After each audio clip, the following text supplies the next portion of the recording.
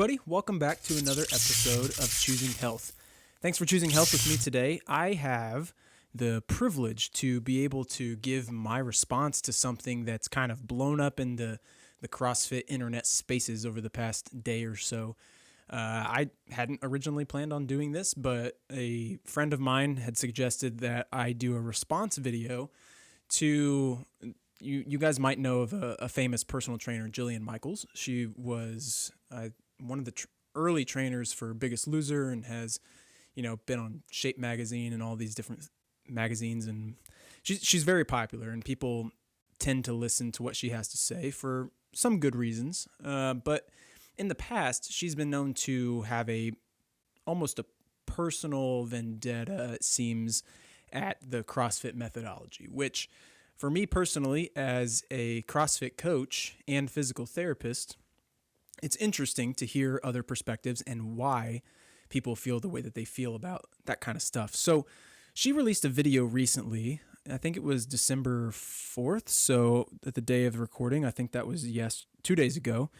And she kind of gave her opinion on CrossFit again. And the big thing to understand here as I get into this response to what she has to say is that she does start off the video by stating that it is her personal opinion. So for those of you listening who may be charged on one way or the other, it's important to understand that this is her perspective and she has some reasons behind why she feels the way that she feels. Now, I might disagree with some of the things that she says, and that could be because of the fact that she doesn't choose to research it enough to understand. And some things, in my opinion, don't really make that much sense from her.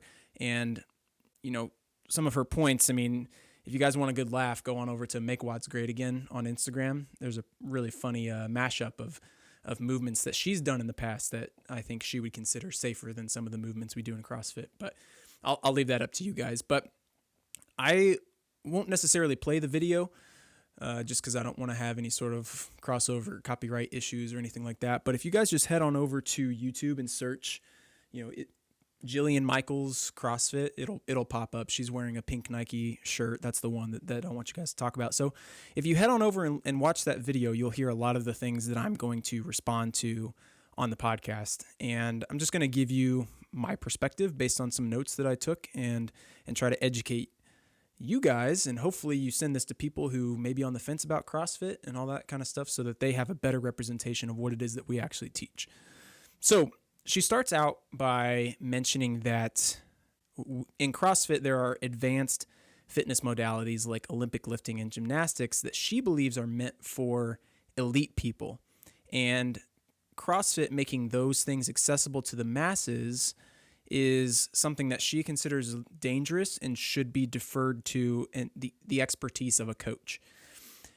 For me, I think the benefits of understanding the complexities of doing a snatch or an overhead squat or a clean, those types of Olympic lifts, they're really technical and they are Olympic sports for a reason because of that. But I don't think that it's something that's so technical that you can't scale it back to its basics and allow multiple people to do. And for anyone who's taken the CrossFit Level 1 course, you'll understand that we go through a myriad of these Olympic lifts and we break them down into their basic forms. And the positive of that is you start to see the transferableness of some of these movement patterns. So when you look at some of our foundational movements, we've got the deadlift, we've got the med ball clean, we've got pressing, and these are all things that can be transferred from a barbell to everyday life. I think your competency and your ability to be able to perform these types of complex movements is only going to benefit you in your life, and that's what makes things functional. Their ability to transfer over into real-world scenarios.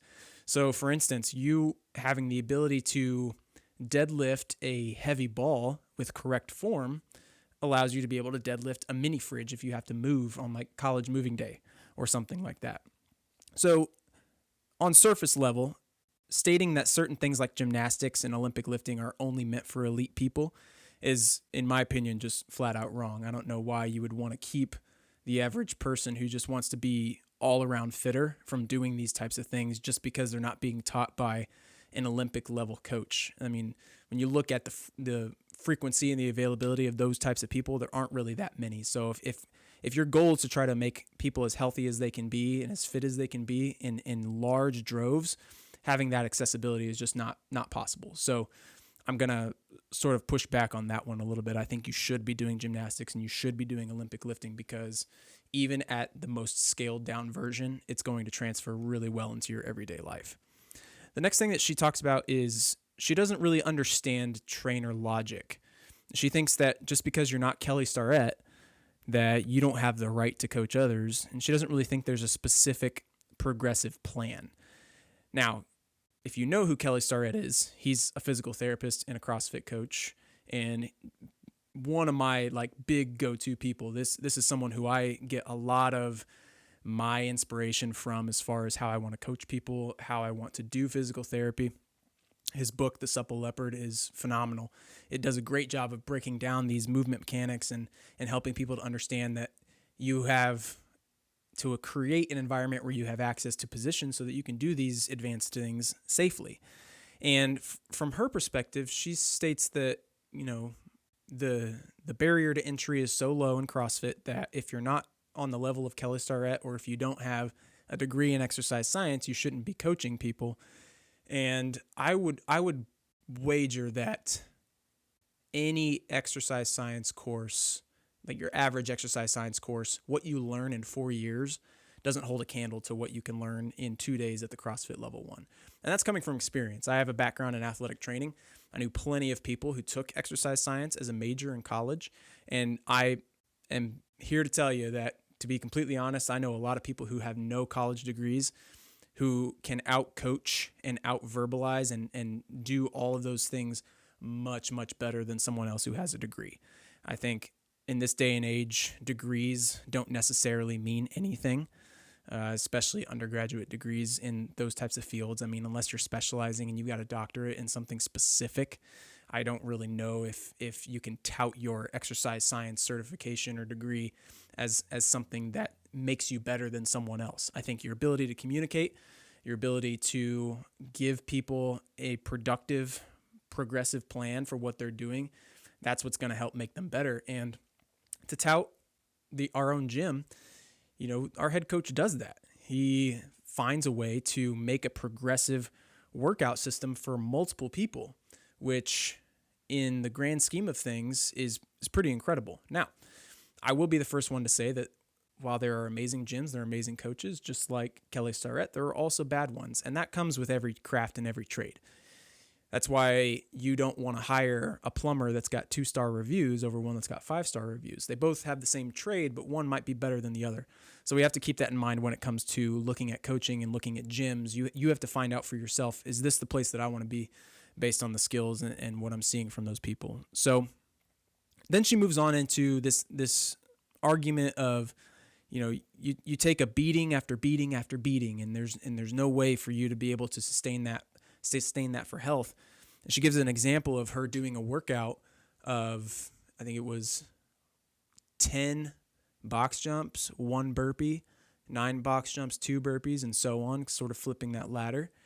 And she states how her shoulders were sore and her toes hurt from doing the burpees, which in my opinion, if you're as fit and as healthy as you say you are, if your toes hurt from falling on the ground and standing back up, you might want to switch up your training environment, because that's one of the more basic things that we teach people. I think if you can teach your grandma how to fall down on the ground safely and then get herself to stand back up and do so over and over and over again, you're giving her so much more value than some of these weird, yoga ball plyo push-up things that I've seen her doing on some of her videos. So just because you had an experience where you felt like your form was bad and you didn't get what you thought you needed to get out of it in that one instance, you're going to condemn the whole thing. I mean, let's look. You did box jumps and burpees.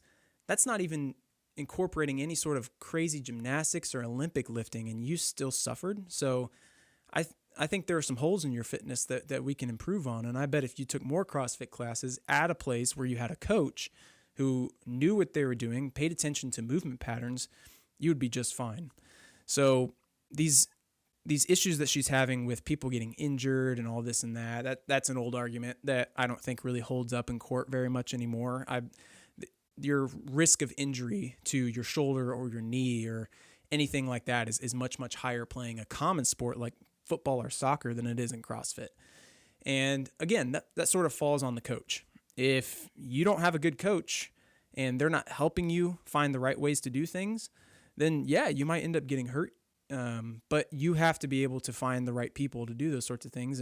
And to her credit, she knows in her realm, she's one of the best in the specific space that she's in. And I'm sure there are plenty of personal trainers out there who don't teach CrossFit that are injuring their constituents because they have no idea what the hell they're doing. So you have to take everything with a grain of salt. And is CrossFit perfect? Heck no.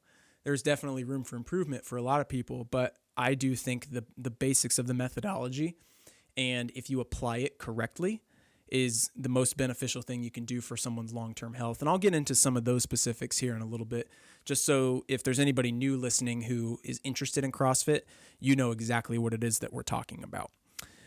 She gives an explanation of, having an issue with no muscle splits. So for people who don't understand what muscle splits are, it's this idea of you train one muscle group one day and then you train a different muscle group another day while you're resting that other muscle group, and you allow yourself this time to recover. The issue that I have with that is that there are different ways that you can incorporate muscle groups and different intensities that will allow you to move towards the goal of what we call general physical preparedness.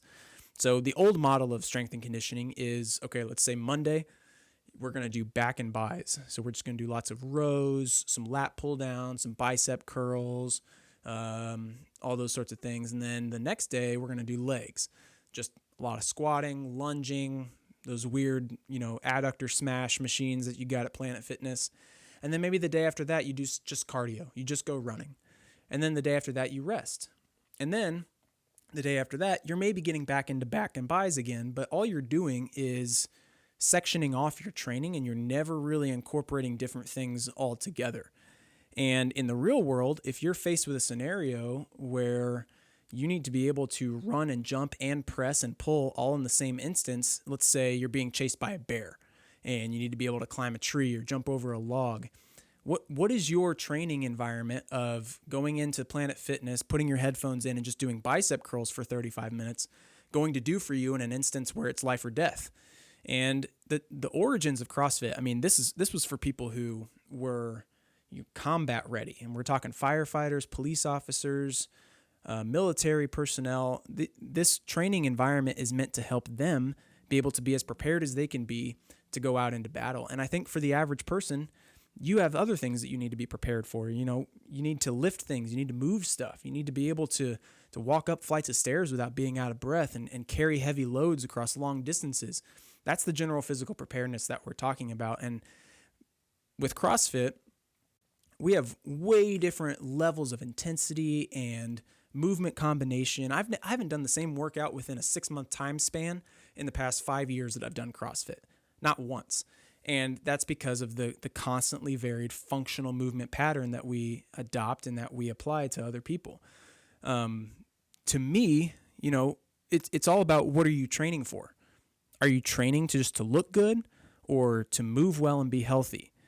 I think it's a very old view of CrossFit that, being in a box is going to injure you and that you're just going to be decrepit and you're not going to be able to do anything except get off your couch within a year or so of doing the methodology. And that's quite honestly just not the truth. So she lists that she's had some friends with some injuries and that they are not doing CrossFit anymore because of the injuries. And I would go as far to say that that's correlative, but it's not really causative. You can't say that just because somebody had a heart attack and they happen to be doing CrossFit, that CrossFit caused them to have a heart attack. There's a lot of underlying conditions and different things that come into play with that sort of stuff. It's just not the same. I think in my in my experience, seeing people get off their diabetes medication, dropping 50 to 60 pounds, being able to move better than they've ever moved before, increasing their mobility and their balance, their agility and their speed. Those are all tenets of fitness that I think make a complete human. And you don't quite get that when you do sort of this old style of training. And for some people you might. If you stick with it long enough, you might. But CrossFit just has a different feel to it. The next thing that she states is that, she wouldn't want somebody doing running or yoga multiple days in a row. So why would you train at these high intensities multiple days in a row? And that brings me back to the point of, what part of constantly varied do you not get? We have workouts that range from 3 minutes to 35 minutes. Those are different time intensities, but you also have to consider load intensity and movement intensity based on what your skill levels are. And any coach that's worth their salt will know how to modify and scale a movement pattern so that people can get their relative intensity out of a workout. We'll use a CrossFit example for one, a classic CrossFit example. There's a workout called Fran, and Fran is structured as 21-15-9 of thrusters and pull-ups. And the thrusters are at 95 and 65 pounds for men and women, respectively.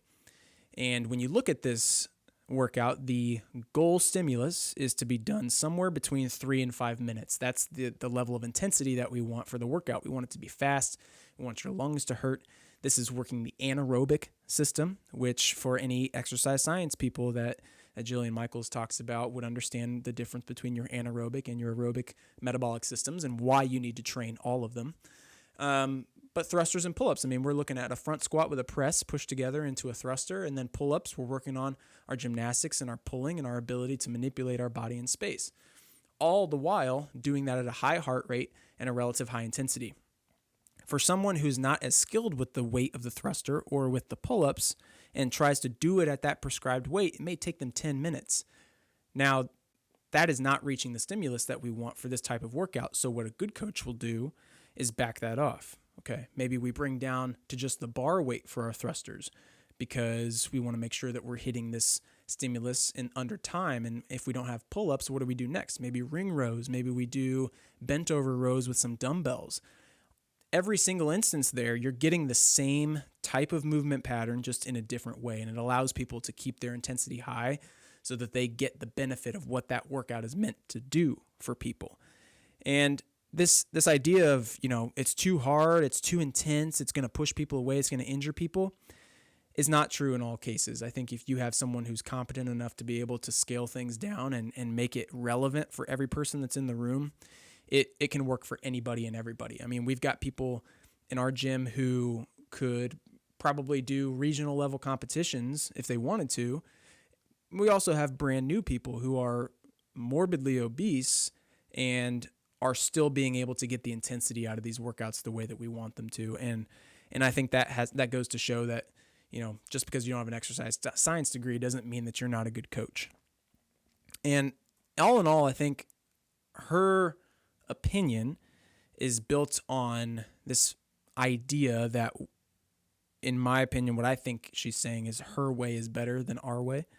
And she comes off in a sense of like, oh, this is just my opinion. I'm not trying to bash anybody.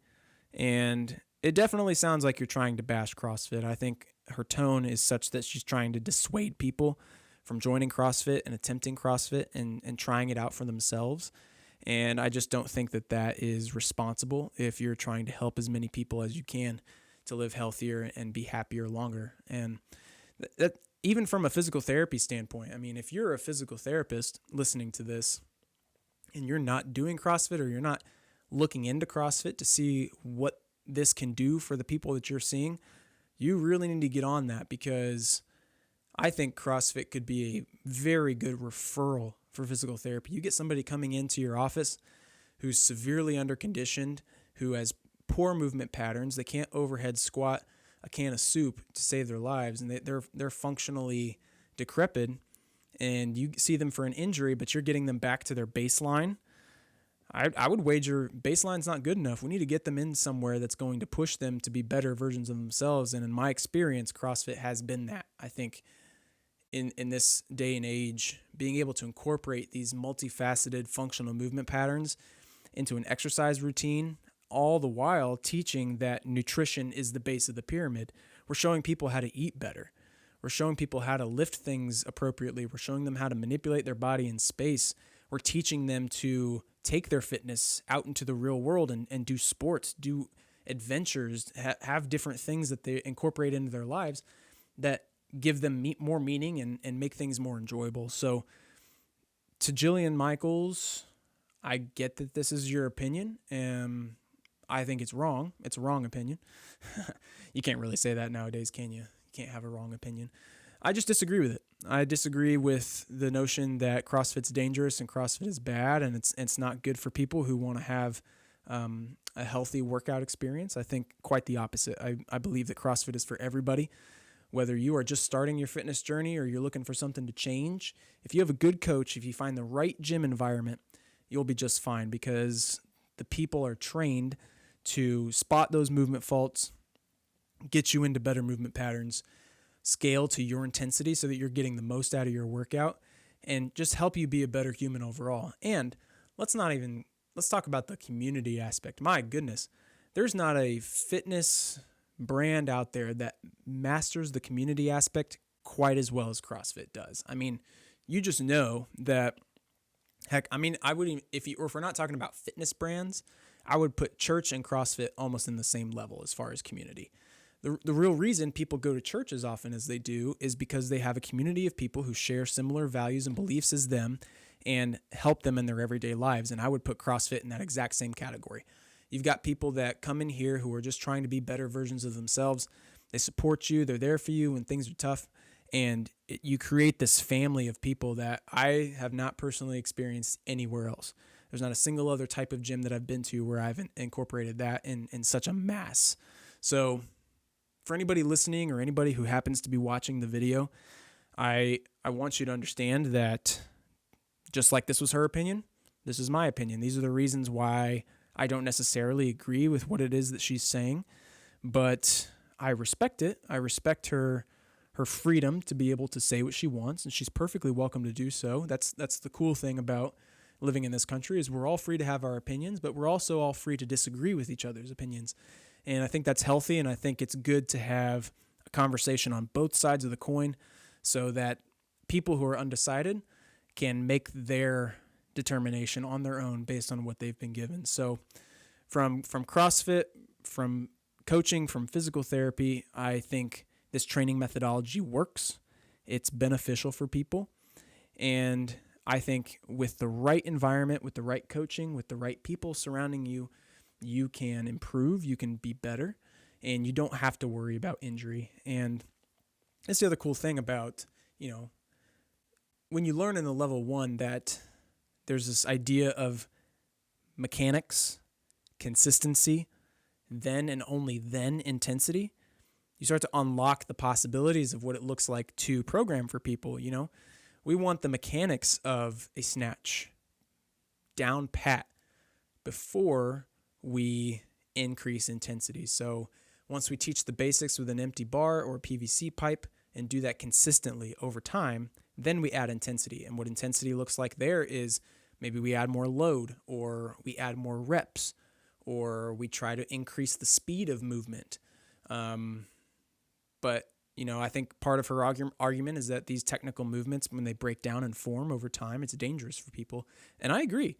I definitely agree that as you increase intensity, your form tends to break down. And so that's the responsibility of coaches, which I'm going to kind of make that call to any CrossFit coaches that might be listening. It's your responsibility to notice when people are starting to break down in their form and fix that.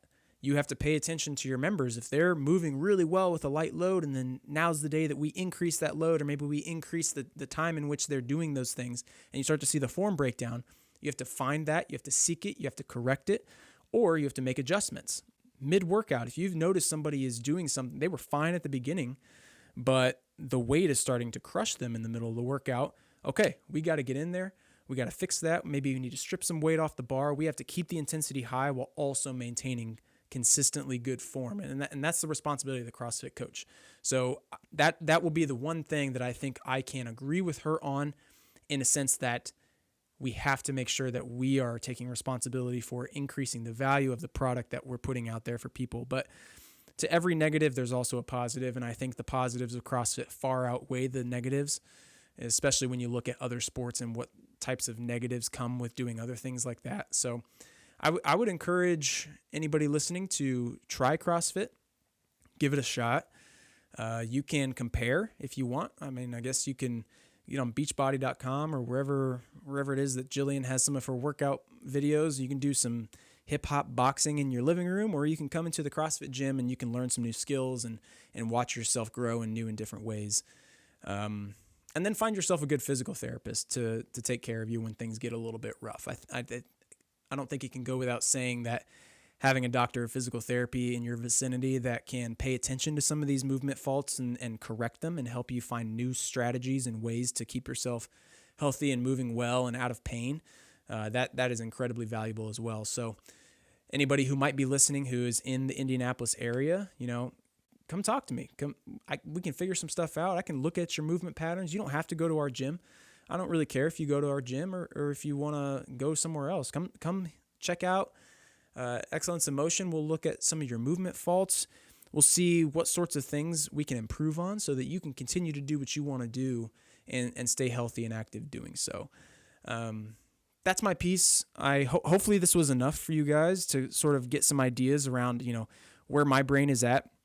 This was sort of raw and unedited. I'm not making any cuts to this shot. I'm doing this one take on the video, one time on audio, just kind of raw, getting out there what I think. If you have any suggestions or comments or anything else that you'd like to talk about, let's start a conversation. Let's get a message thread going. You can DM me at EIM Rehab on Instagram. We can talk about this kind of stuff. We can create forums for people to discuss.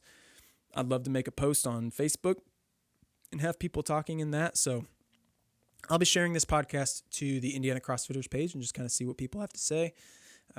I welcome you to share this with your friends who maybe don't do CrossFit and ask them to weigh in as well. I'd love to see what people think, and because any good business, any good training regimen is always looking for ways to improve and ways to do better. And I think CrossFit can always do better as far as how we reach people and how we serve people. And if there are some legitimate concerns from the masses of people who aren't experienced with CrossFit, let's hear them. Let's hear the criticism. I want to take those things and I want to improve those, if not for the greater CrossFit community, for our gym specifically, so that we can better serve the people that are around us. But anyway, thank you guys for sticking around, paying attention to this. As always, if you enjoyed the episode, please share with your friends. Drop a like. If you're on Apple Podcast, do leave a 5-star review and subscribe. That really helps that start to grow a little bit as well. Same thing on Spotify.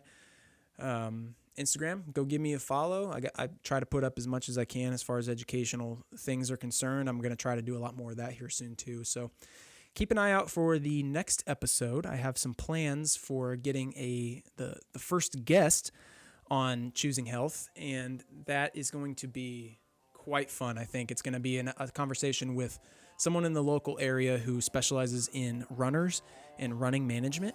And if you're someone who does that on the side, you're definitely not going to want to miss this conversation. So stay tuned for that, and I will catch you guys in the next one.